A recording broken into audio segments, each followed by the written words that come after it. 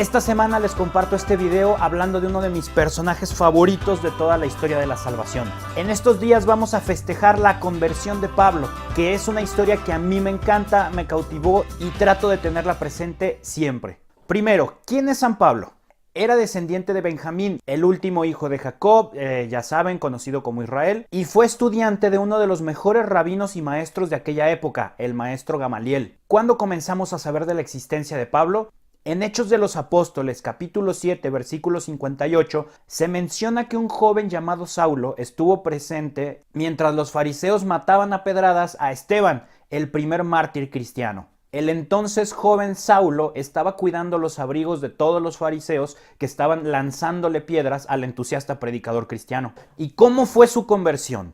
Saulo, por su fervoroso amor por la ley y la escritura, se presentó ante el Sanedrín en Jerusalén, les pidió que le dieran unas cartas de presentación para poder dirigirse a Damasco y entonces, con la autoridad pertinente, poder encarcelar a todos los cristianos que se encontraban en el camino o en Damasco y regresarlos a Jerusalén para que los juzgaran. Y es en medio de ese trayecto que Saulo va en su caballo con sus compañeros, andan buscando cristianos que agarrar.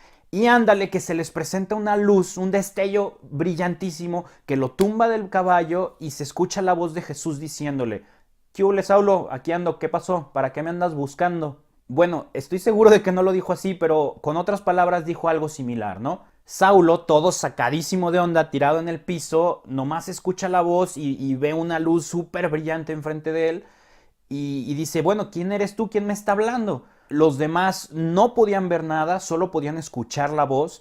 Y la voz le dijo: soy Jesús, al que estás buscando. ¿Qué onda? ¿Qué quieres? Aquí estoy.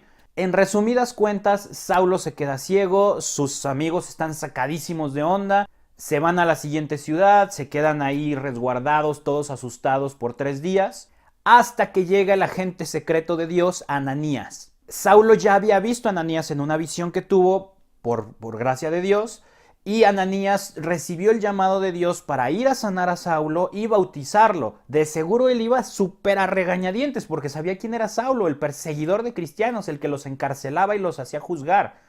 Llega Ananías, le dice: ¿sabes qué? Dios me mandó para sanarte, para bautizarte, vamos dándole prisa a este asunto, no quiero estar mucho rato aquí, yo creo que algo así fue. Y bueno, Ananías sana a Saulo, en los hechos se narra como que se le cayeron unas escamas de los ojos, lo bautiza en nombre del Espíritu Santo y yo creo que le dijo: bueno, muchas gracias, yo ya me voy, con permisito. Y Saulo en ese momento decide radicalmente cambiar su vida. Ya con el Espíritu Santo en su corazón, cambia su nombre a Pablo, que era su nombre romano, y decide dedicarse a evangelizar en las sinagogas. Se presentaba en alguna sinagoga, defendía y presentaba las escrituras con el conocimiento que lo caracterizaba, y de ahí partía para anunciar a Jesús como el cumplimiento de todas las promesas de las escrituras. En poco tiempo dijo: esto no es suficiente, no puedo dedicarme solo al pueblo que atiende las sinagogas, el pueblo judío, y decidió emprender una misión de evangelización hacia los gentiles. Los gentiles no son la gente amable que nos recibe y que nos invita a una tacita de café. Los gentiles eran los no judíos, los paganos, el mundo griego, el mundo romano o cualquier otro pueblo que no fuera el hebreo. Y es por eso que en la Biblia vienen un montón de cartas: carta a los Gálatas, carta a los romanos, carta a los filipenses. Todas esas eran regiones no necesariamente hebreas y a las que se dedicó Pablo a evangelizar. Por eso se le conoció como el apóstol de los gentiles. Esta es una historia hermosa, pero ¿qué nos enseña en particular este pasaje?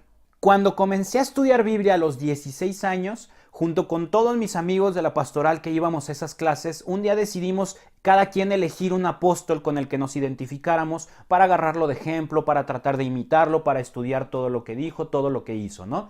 Y yo, sin dudarlo, a la primera dije: yo pido a Pablo.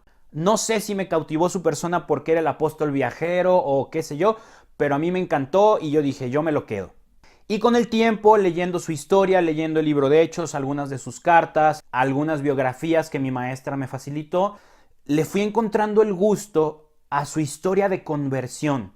Más adelante también me encantaron las historias de conversión de otros personajes como Scott Hahn, el cardenal John Henry Newman, Chesterton, C.S. Lewis, el autor de la saga de Narnia, Edith Stein y muchísimos otros que yo creo fueron encabezados y guiados por la conversión de San Pablo. ¿Y por qué me gustan tanto estas historias? Porque me dan esperanzas. Primeramente, me ayudan a entender que el pasado de cada uno no condiciona cuán santos podemos llegar a ser. No importa el estilo de vida que llegaste a tener o que estás teniendo ahorita. Dios siempre nos va a tender la mano para recibirnos en su casa, recibirnos en su familia y hacernos parte de ella. Pero también me gustan por el reto personal. En todas esas historias de conversión, los mismos personajes principales narran todas las vicisitudes, todas las dificultades y todo el compromiso y sacrificio que les requirió llegar a una real conversión. No se trata de un procedimiento súper milagroso, a pesar de que puede arrancar, puede iniciar con algún suceso milagroso, como la confrontación de Jesús a Saulo, pero por lo regular toda conversión lleva incluido un proceso de aprendizaje, un proceso de sacrificio, un proceso de comprometerse con su fe, de comprometerse con uno mismo para llegar a hacer un verdadero cambio en su vida. Todos ellos, al recibir esa llamada de atención de Dios, parten de un nuevo comienzo. Y es entonces que comienzan a trabajar de la mano de Dios por lograr que esa conversión que ya nació en sus corazones se haga real y viva a través de la práctica de virtudes que muy probablemente tenían ignoradas u olvidadas. Y por otro lado, algo de lo que me encanta tanto hablar como reflexionar es cómo llegar a ese encuentro con la verdad. Todos los personajes que mencioné y todos aquellos que tienen una historia de conversión fueron confrontados por alguien, y ese alguien es la verdad. Todos estaban buscando honestamente esa verdad. Para ejemplos en esa línea, me encanta la historia del Dr. Scott Hahn, gran apologista, gran autor. Él era pastor presbiteriano, de esos que tienen mucho rechazo hacia el catolicismo, tenía una carrera prominente, estaba muy bien posicionado en su trabajo y por seguro tenía trabajo el resto de su vida, ¿no? Sin embargo, su misma búsqueda por la verdad le hizo llegar a un punto en el que se dio cuenta de que donde estaba parado en ese momento de su vida no se encontraba la verdad en su plenitud.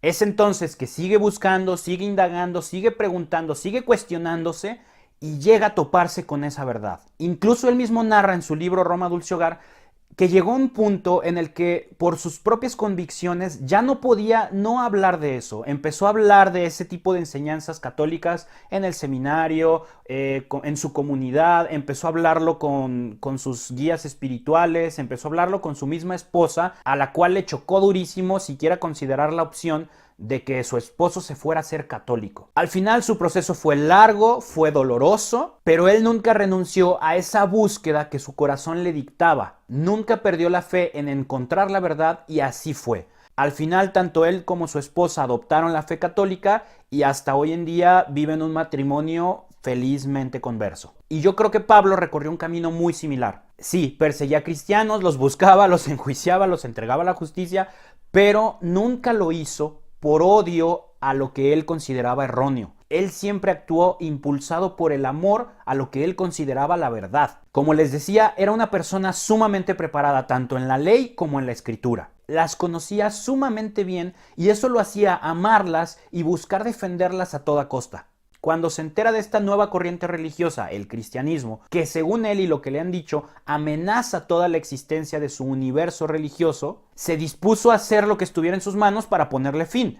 Sin embargo, lo que lo impulsaba era el amor por la verdad que él quería defender. Y ese amor por la verdad fue lo que lo condujo a encontrarse con la verdad. Fue ese amor el que lo hizo reconocer aquella verdad cuando se le presentó y lo llamó por su nombre.